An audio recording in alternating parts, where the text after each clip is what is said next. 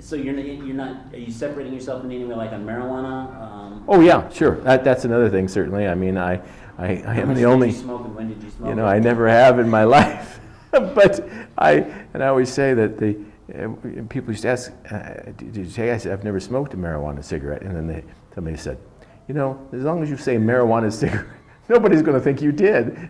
Nobody calls it that. Right. And I said, sorry, I don't know. But no, I have not smoked it, but I was the only Republican, of course, to actually support Amendment 64, make commercials for it. Why did you? That doesn't. Simple. I'm a conservative. It is from my point of view, it is one of those issues. It's an easy one because, you know, it's funny. We attack, as conservatives, we keep attacking the Mayor Bloomberg for his nanny state activities, right, and mandates.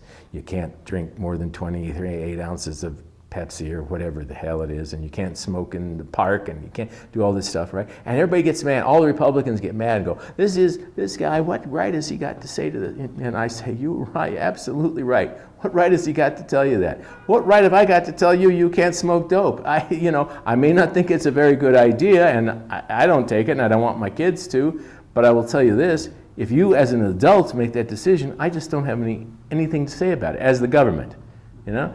And because the minute you give the government that kind of responsibility, why can't the government tell you what to think and write and say and everything else? It is whatever you ingest. You're not talking about legalizing all drugs. No, but I'm telling you that the philosophy is the same. Well, hang on, I'm telling you. The philosophy, of course, is, you know, if to be true with the philosophy, you would say it for everything. All I'm saying is, let's do this as a society. Let's do this, and we'll see whether all of the things befall us that the people who are fearful of this claim. And again, it's not something I don't think it's a benign product. Okay. You know, I don't think that it is something that that the only benefits are medicinal.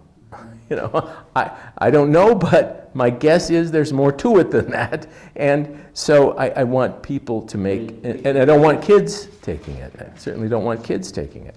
So, but anyway, yeah, that certainly separates me. And I used to, when I was in Congress, I voted time and time again for a bill. Well, actually, it was an amendment to an appropriations bill that said, you know what, we are going to have.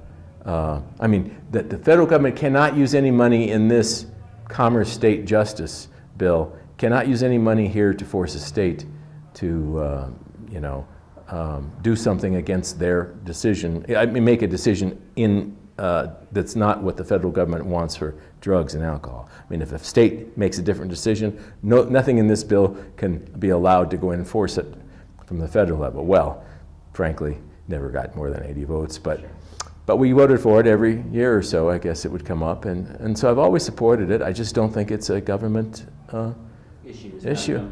Yeah, I mean, people think about it. I think in ways, you know, that in many ways it's like guns. It is like guns. People who don't like guns, right? They think the gun is the problem. Of course. The gun is an inanimate object that only becomes a problem if used improperly by some person. The same goes for marijuana. It is just an inanimate object. In and of itself, it has no ability to hurt anybody. It's only when that and any other kind of powerful drug is used improperly that it becomes a problem. But even then, it's a problem. The gun might be a problem for others. You might do something with that gun that hurts somebody else. That's true. But with this, I mean, if you choose to hurt yourself with it, what am I going to tell you about that? Naughty, naughty. Don't do this. But I'm the government. I'm not your mom and dad, and I'm not the nanny state. Tom, does government have a response to Aurora shooting, to the theater shooting? Or do you just say, yeah, that's a terrible unfortunate thing? Right. It is. Is there a government response? One of the things that I have found in my time now, in politics especially, since Columbine, which was in my district, and it was about a mile from my home. And I believed at a time that there was something, you know, and maybe it's because inside everybody we want to say, what can I do? I mean, when you see something like that, when something like that occurs, you have this natural, I think, reaction to it. You know, what can I do about this?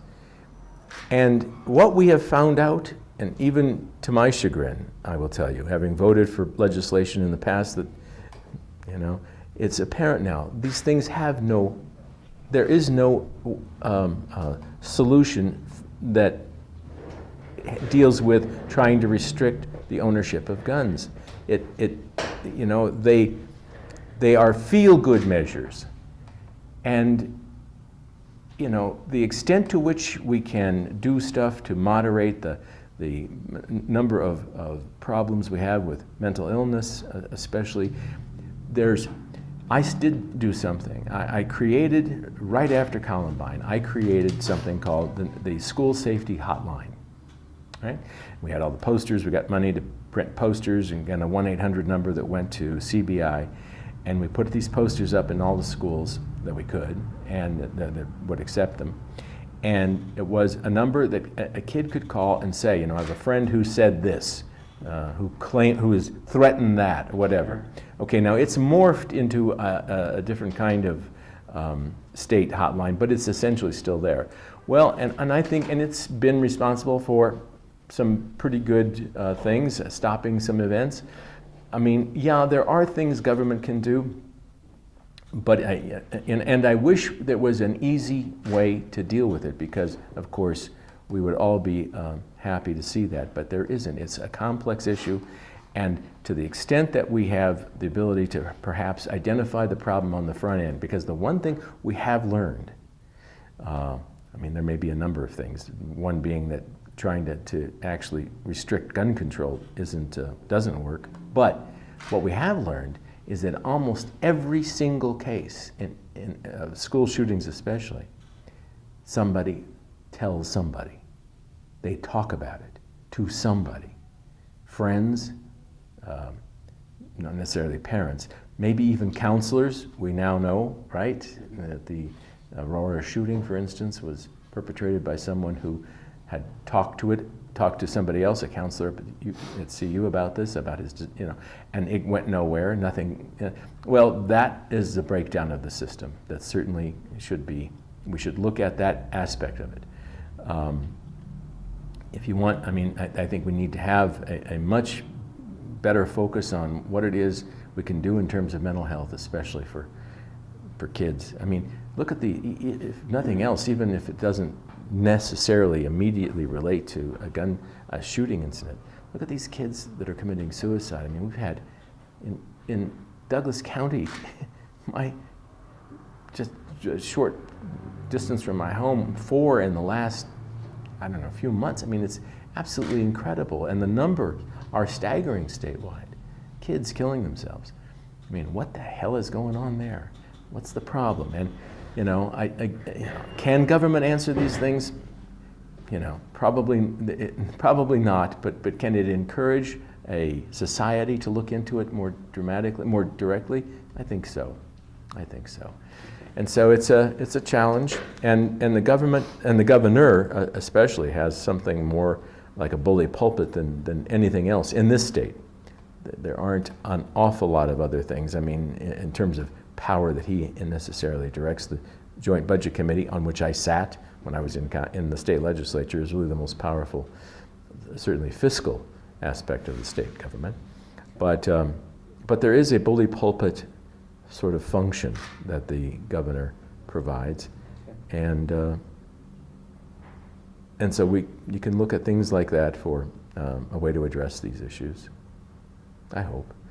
I mean, I wish there was an easy answer to that. I really, truly do. Well, for those of us who aren't gun people, it sounds like we're having to accept a society where everyone's armed. Is that yeah, if you do, you know, you'd be a safer society. I will tell you right now, statistically, we would be a safer place. But I don't feel any better about my son having access to a 9mm than I do to him having access to a joint. Well, then you have a responsibility there, don't you? And that is to make sure that he follows what you believe to be the best road for him to hoe. And, you know, the ability for, it's so important, I think, for people to know how to use a weapon before they ever owned a weapon.